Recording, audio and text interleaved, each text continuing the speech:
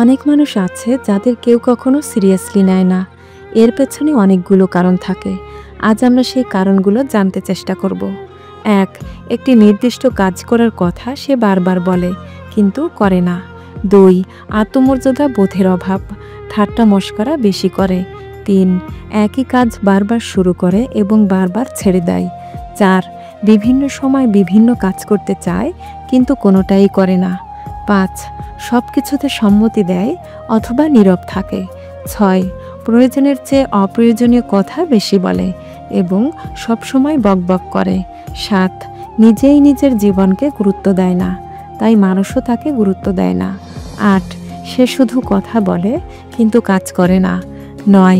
তার যোগ্যতা, দক্ষতা কিংবা পরিকল্পনার কথা মানুষ জানে না। ১০. সময়নিষ্ঠতা নেই, দেরিতে আসে এবং কথা দিয়ে কথা রাখে না।